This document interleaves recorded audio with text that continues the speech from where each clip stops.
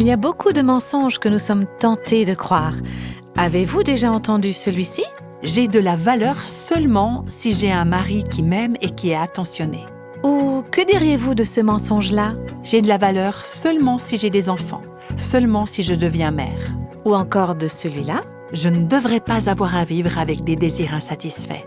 Dieu ne me suffit pas. Voici un nouvel épisode de la série « Ces mensonges qu'on nous fait croire ». Bienvenue dans le podcast de Réveille nos cœurs. Dans cette série, nous mettons en évidence quelques-uns des mensonges auxquels nous croyons facilement. Nous aimerions vraiment que vous sachiez la vérité à propos de ces mensonges. C'en est bien sûr juste quelques-uns, parce qu'effectivement, il y en a beaucoup plus encore que ce que l'on croit. Et puis, ce que nous faisons ensemble, c'est nous diriger vers la parole de Dieu. La parole de Dieu qui nous montrera la vérité qui libère. Parce que les mensonges nous rendent esclaves. Il y a quasiment toujours un mensonge qui est à la racine des défis, des problèmes et des luttes dans notre vie.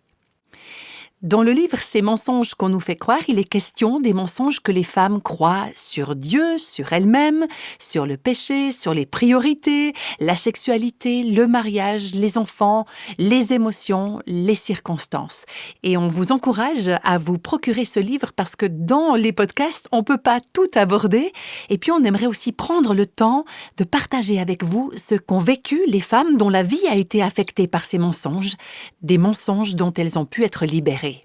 Il y a par exemple cette femme qui nous raconte « J'ai découvert ce livre pour la première fois il y a des années alors que je traversais une période très difficile dans mon mariage. Ça m'a montré que si je voulais un mariage centré sur le Christ, je devais d'abord avoir une bonne relation avec Jésus. Pour ce faire, j'ai dû découvrir et vivre ce que je croyais véritablement sur Dieu et non pas ce que je disais croire. Il peut y avoir une grande différence. » C'est vrai ce qu'elle dit, cette femme. Ce qu'on dit croire sur Dieu n'est pas nécessairement ce que nous croyons vraiment à son sujet. Et ça vaut la peine de réfléchir à ça.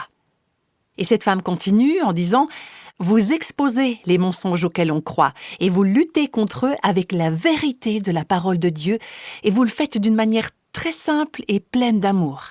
Le Seigneur a sauvé mon mariage et maintenant c'est lui qui est au centre de notre union.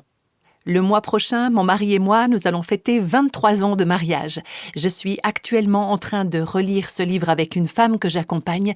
Merci d'avoir écrit cet ouvrage auquel je ferai référence encore et encore. » Et puis, il y a aussi ce témoignage qui m'a été envoyé par un pasteur qui relaie l'histoire d'une femme de sa communauté. Elle dit ceci. Un jour, j'étais dans un restaurant en train de boire un café et de lire ces mensonges qu'on nous fait croire. J'étais tellement émue que je tremblais. Je savais que c'était le moment pour moi de prendre une décision. J'ai rapidement fermé mon livre, payé l'addition et je suis rentrée chez moi. J'ai appelé la femme de mon pasteur et je lui ai demandé de prier avec moi pour que je devienne chrétienne. C'est si bon d'être libre, de savoir que je suis pardonnée. Plus besoin de me battre contre toutes les souffrances de ma vie passée et d'essayer de trouver un moyen de me pardonner et d'avancer. C'est Jésus qui m'a pardonné. C'est tellement bon de pouvoir dire ça et d'y croire enfin. Et puis, il y a encore une autre femme qui raconte « Je suis très reconnaissante pour le chapitre consacré aux mensonges que les femmes croient sur le péché. Pendant de nombreuses années, j'ai eu tellement de culpabilité. Et Dieu m'a finalement fait comprendre que, par sa mort, Jésus a payé ce que je devais. Et que, par mon acceptation du sacrifice qu'il a été à ma place, je suis libérée de la culpabilité. » Et chacune d'entre nous peut l'être. Gloire à Dieu qui est si bon, si miséricordieux, si compatissant, si rempli d'amour. C'est lui qui a mis cette merveilleuse vérité dans mon cœur. Il y a aussi le témoignage de ma très chère amie Jackie Hill Perry. C'est une Américaine que plusieurs d'entre vous connaissez certainement. Elle est poète, écrivaine et conférencière. Elle a d'ailleurs écrit un livre qui a été traduit en français et qui est disponible dans les librairies. Un livre dans lequel elle raconte son histoire. Et vous pouvez aussi voir une vidéo d'elle sur le site réveillenoscoeurs.com. Donc voilà ce que Jackie avait écrit il y a quelque temps déjà. J'étais lesbienne, j'ai quitté ce mode de vie et à ce moment-là, j'avais aucune idée de ce que ça voulait dire être une femme faite à l'image de Dieu. Et je savais encore moins ce que ça voulait dire être une femme faite pour la gloire de Dieu. Et quand je me suis convertie, on m'a donné le livre « Ces mensonges qu'on nous fait croire ». Et Dieu l'a utilisé pour m'ancrer dans ce qu'il avait à dire sur lui-même au travers des Écritures et aussi comment tout ça était lié à la façon dont je devais me voir moi-même. Et au fil du temps, j'ai pu trouver de la joie en Dieu et en ce qu'il a fait de moi en tant que femme. Des témoignages comme ceux-ci se multiplient au fur et à mesure que les femmes découvrent cette ressource qui les dirige vers Dieu et vers sa parole. Tout ça pour que les femmes puissent trouver de la joie en Dieu et dans le fait qu'il les a créées femmes. Et justement, en parlant de la joie qui se trouve en Dieu et des projets qu'il a pour nous, j'ai récemment lu une histoire très intéressante dans le livre de la Genèse. C'est l'histoire de 2 sœurs qui ont bagarré pour trouver leur joie en Dieu et dans sa volonté pour chacune d'elles. On va donc se pencher ensemble sur l'histoire de Léa et Rachel, ce sont ces 2 sœurs. Si vous avez la possibilité de lire ce passage en même temps que moi alors que je vous parle, vous pouvez lire dans Genèse, le premier livre de la Bible au chapitre 29. On va lire à partir du verset 17. Et la première chose que j'aimerais souligner, c'est que ce verset décrit ces 2 femmes du point de vue de leur apparence physique. Il est dit: Léa avait le regard terne, tandis que Rachel était bien faite et ravissante. Alors moi, je ne sais pas exactement ce que ça signifie, avoir un regard terne ou les yeux délicats, suivant les traductions. Si vous regardez d'autres traductions, vous ne saurez toujours pas exactement ce que ça veut dire. Mais ce qu'on peut voir, c'est qu'il y avait quelque chose en Léa qui n'était pas très attrayant à regarder, quelque chose qui concernait ses yeux. Léa avait les yeux délicats, mais Rachel, donc la sœur cadette, était belle de taille et belle de figure. Mais au monde, pourquoi est-ce que Dieu fait apparaître ce détail dans sa parole? Eh bien sûrement parce que c'est important. En fait, c'est une partie très importante dans cette histoire, parce que c'est comme ça que ces femmes se voyaient elles-mêmes et c'est ainsi que les autres les voyaient. Et cela s'avère être un point capital dans le déroulement de l'histoire de Dieu dans leur vie. Le père de ces 2 filles, c'était un homme qui s'appelait Laban.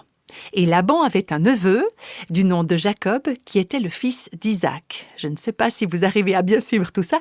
Ce que vous devez savoir en tout cas, c'est que Jacob était éperdument amoureux de Rachel, la plus jeune des 2 filles de Laban, celle qui était belle. Alors Jacob a négocié avec Laban, le père de Rachel, et il a accepté de travailler pour lui pendant 7 ans pour obtenir le droit de se marier avec Rachel. Et pendant toutes ces années, il va travailler dur. Et l'Écriture mentionne qu'il n'a pas vu le temps passer tellement il était amoureux de cette femme. Donc, 7 ans ont passé et arrive enfin cette fameuse nuit de noces tant attendue. Et voilà que Laban, le père des 2 filles, va tromper Jacob de façon bien douloureuse. Plutôt que de donner Rachel à Jacob, comme il l'avait promis, il lui donne Léa, la grande sœur aux yeux délicats. On peut lire au verset 25 du chapitre 29, « Le matin venu, voilà que c'était Léa ». Ce qui est fou, c'est que Jacob va découvrir ça que le matin. Je sais que c'est un petit peu difficile à imaginer, mais voilà, c'est ce que nous dit la Bible. Prenons les choses comme elles nous sont racontées. Le fait est que Laban a roulé Jacob. Jacob pense qu'il a épousé Rachel, la sublime sœur cadette, et au lieu de ça, il se réveille le matin et il découvre qu'il est maintenant marié à cette sœur plus âgée, peut-être laide, enfin je sais pas. En tout cas, elle n'était pas belle comme sa sœur Rachel.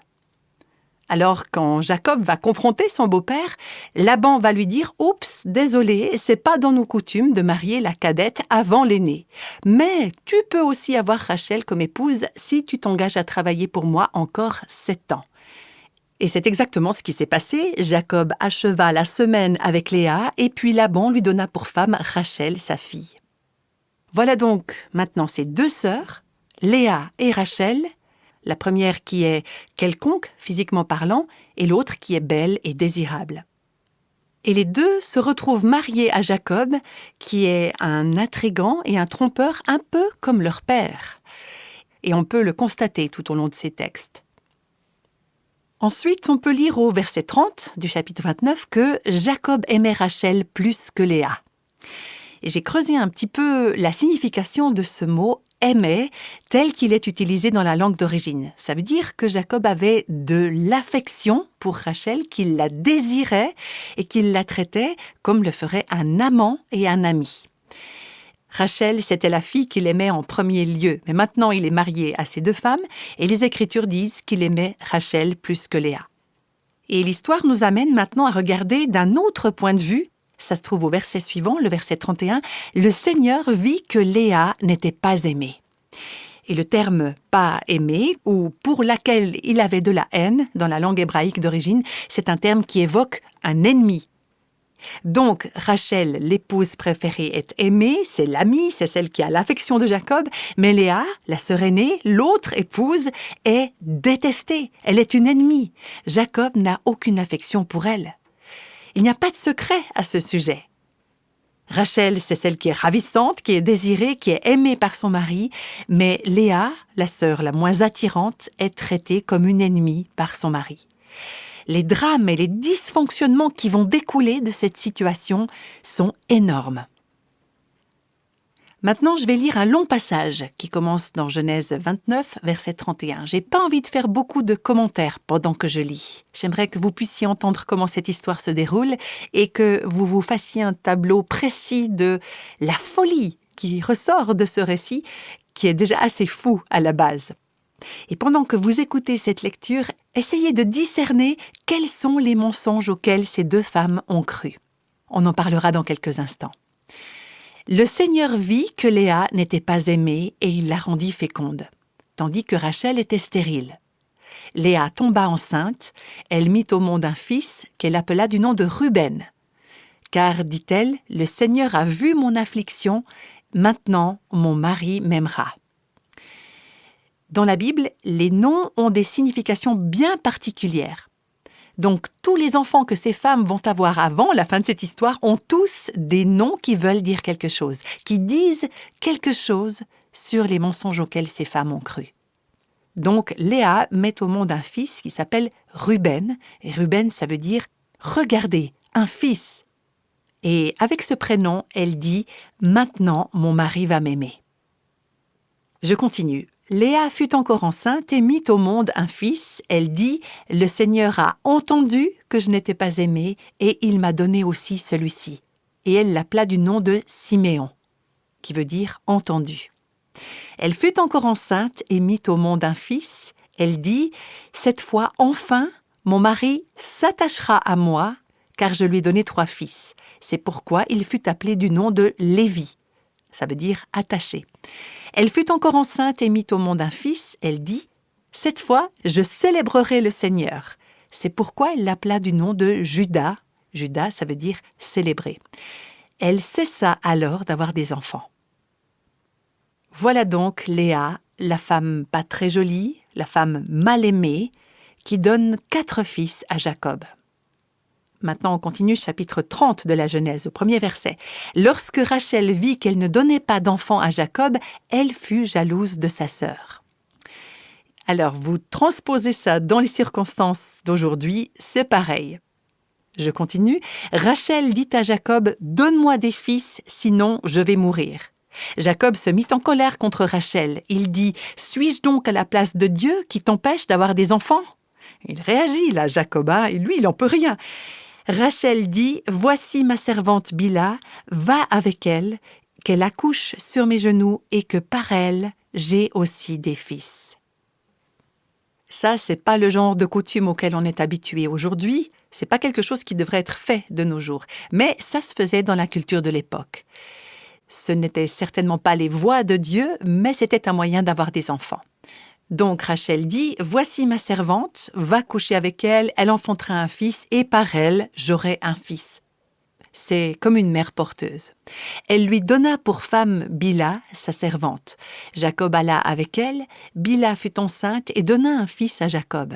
Rachel dit, « Dieu m'a rendu justice, il m'a entendu et il m'a donné un fils. » C'est pourquoi elle l'appela du nom de Dan. Dan, ça veut dire « juge ».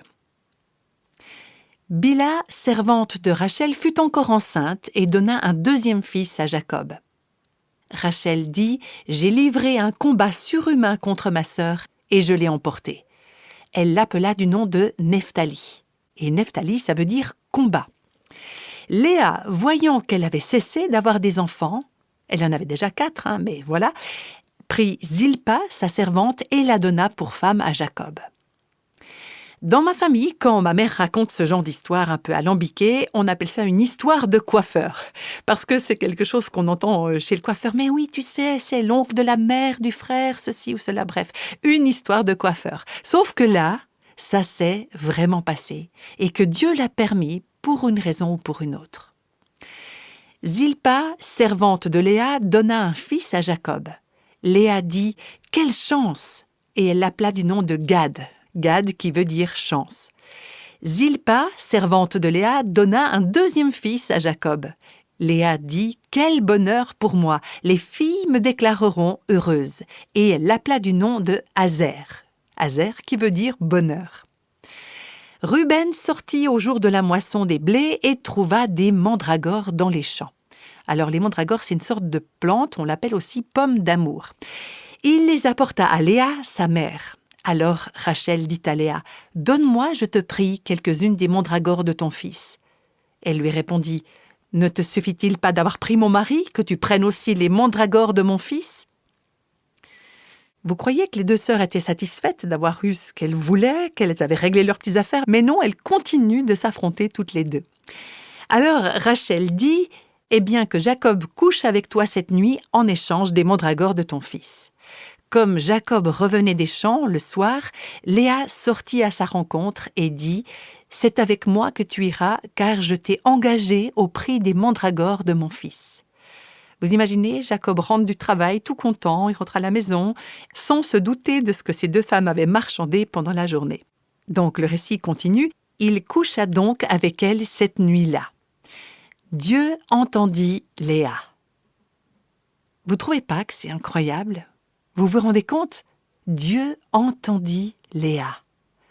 Même quand on est dans la confusion, qu'on est désorienté, quand on agit de façon totalement dysfonctionnelle, quand on n'a pas mis nos valeurs là où il faudrait, quand on se bat pour des trucs pour lesquels on n'a même pas besoin de lutter, Dieu entend notre voix quand on se tourne vers lui.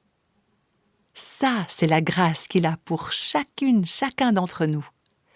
Dieu entendit Léa, elle fut enceinte et donna à Jacob un 5e fils.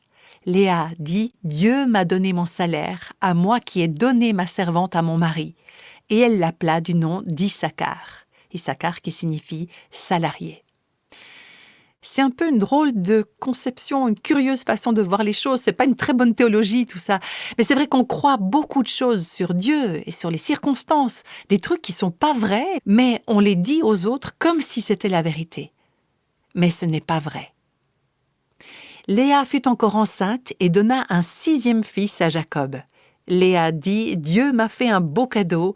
Cette fois, mon mari va m'honorer, car je lui ai donné 6 garçons. » Et elle l'appela du nom de Zabulon, Zabulon qui veut dire honorable. Ensuite, elle mit au monde une fille qu'elle appela du nom de Dina.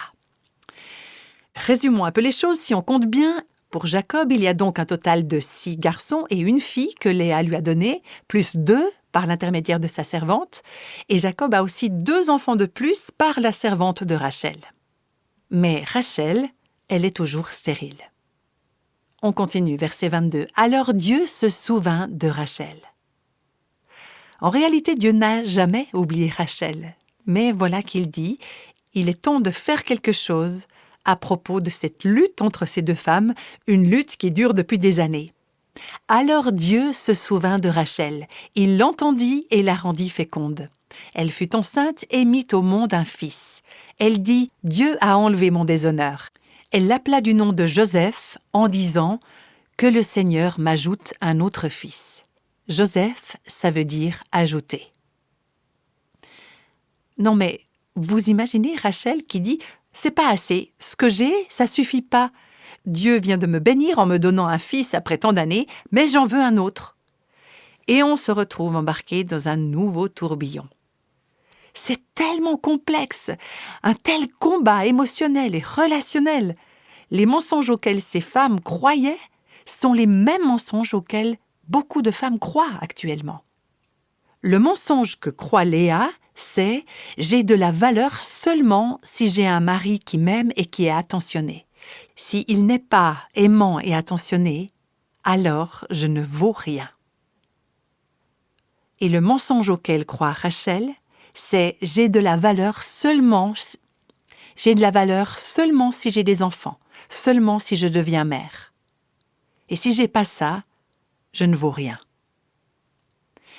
Et le mensonge auquel elles croient toutes les deux, c'est « je ne devrais pas avoir à vivre avec des désirs insatisfaits. » Autrement dit, Dieu ne me suffit pas, il n'est pas suffisant. Et il y a encore une autre chose à laquelle elles croient toutes les deux. C'est bien de contourner le plan de Dieu et de mettre en action mes propres plans. On voit très bien que c'est ce qu'elles font quand elles donnent leur servante à Jacob comme épouse pour avoir une plus grande progéniture. Et ça rappelle ce qui s'était déjà passé avec Sarah et Agar, Sarah donc la femme d'Abraham qui avait donné Agar, sa servante, à son mari. On va avancer encore dans la suite de ce récit au chapitre 31, quand Jacob va prendre avec lui ses 4 femmes, et c'est maintenant 11 fils et sa fille, et qu'il va quitter Laban au service duquel il a été pendant 20 ans. Il décide de retourner dans le pays qu'il avait quitté des années plus tôt, le pays que Dieu a promis de donner aux descendants de son grand-père Abraham et de son père Isaac. Et il va se passer un nouvel événement alors que cette famille quitte le territoire de Laban. Rachel va discrètement voler les idoles de son père. Et cet acte révèle un autre mensonge auquel elle croit. J'ai besoin d'avoir ces idoles avec moi. D'une manière ou d'une autre, elles vont m'aider. Alors on ne sait pas ce qu'elle pensait, Rachel, et pourquoi elle a fait ça, mais apparemment elle ressentait le besoin de garder près d'elle ces idoles domestiques. Elle était prête à voler, à mentir pour les avoir et les garder avec elle. Ce qui m'amène, en lisant cette histoire, à poser la question « Quelles sont les idoles, quels sont les faux dieux auxquels on s'accroche en croyant qu'ils pourront faire quelque chose pour nous d'une manière ou d'une autre ?»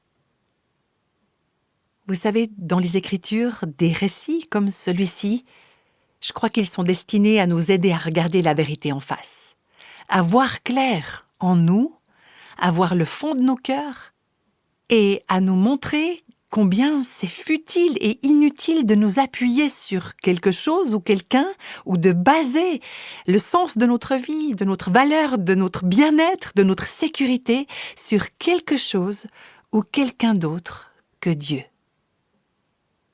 La Bible nous aide à discerner ce qu'on croit et qui n'est pas vrai. Des passages comme ceux qu'on a lus aujourd'hui nous amènent vers la vérité qui nous rendra libres. Il y a une femme qui nous a écrit en disant « Avec plusieurs amis, on lit le livre « Ces mensonges qu'on nous fait croire ». Et le mensonge auquel on a toutes succombé, c'est « Dieu ne nous suffit pas vraiment ». On est toutes célibataires, on aimerait toutes être mariées et on a toutes tendance à penser que Dieu ne nous suffira pas tant que nous n'aurons pas de mari, tant que nous n'aurons pas tel ou tel travail, ou tant que notre santé ne sera pas au top, ou tant que, etc., etc. Et à la réflexion, ce qu'on a constaté, c'est que nous sommes toutes insatisfaites et tout simplement épuisées. Alors, vous qui nous écoutez maintenant, peut-être que vous êtes tout simplement épuisée actuellement, insatisfaite ou en conflit. Peut-être que vous ressentez ça vis-à-vis d'une autre femme, d'une autre personne, avec laquelle vous êtes en concurrence, avec laquelle vous êtes en situation de comparaison, de mécontentement, parce que Dieu ne vous suffit pas. Dieu n'est pas suffisant, c'est un mensonge auquel vous avez cru. En fin de compte, ces histoires, et puis d'autres encore dans les Écritures, sont destinées à nous orienter, à nous diriger vers le Christ. Lui dont l'amour et l'acceptation seuls peuvent nous sécuriser et satisfaire nos besoins et nos désirs les plus profonds.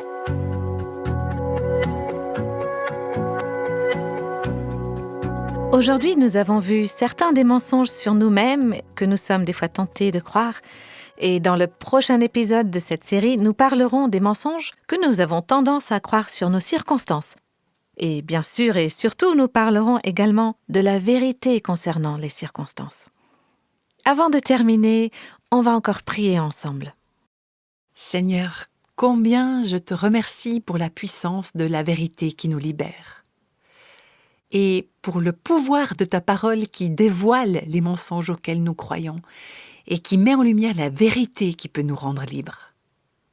Je te remercie pour la façon dont tu as utilisé pendant toutes ces années cette ressource très humaine, très fragile, imparfaite, qu'est le livre « Ces mensonges qu'on nous fait croire ». Tu t'en es servi pour orienter les femmes vers Jésus et pour les aider à trouver la liberté en lui. Ensemble, on te prie pour que tu rejoignes, que tu touches les Léa, les Rachel, toutes ces femmes ordinaires, ces femmes belles, les femmes qu'on aime, les femmes qu'on méprise, les femmes qui ont des enfants, celles qui n'ont pas d'enfants, les femmes qui ressentent le besoin d'avoir certaines idoles dans leur vie. Oui, nous toutes, quelles que soient nos circonstances de vie, viens nous trouver, viens nous rencontrer, nous diriger vers la vérité qui peut nous libérer. Seigneur, aujourd'hui nous prions pour que tu utilises ces podcasts et ce livre pour que ton royaume vienne dans la vie, dans le cœur de beaucoup de femmes et d'hommes aussi qui nous écoutent, maintenant et dans les jours à venir, au nom de Jésus. Amen.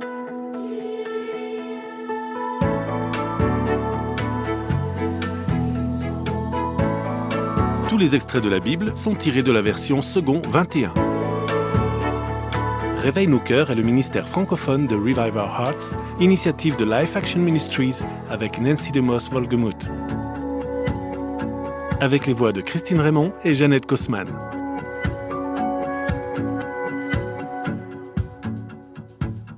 Quelle que soit la saison de votre vie, Réveille nos cœurs vous encourage à trouver la liberté, la plénitude et à porter du fruit en Christ.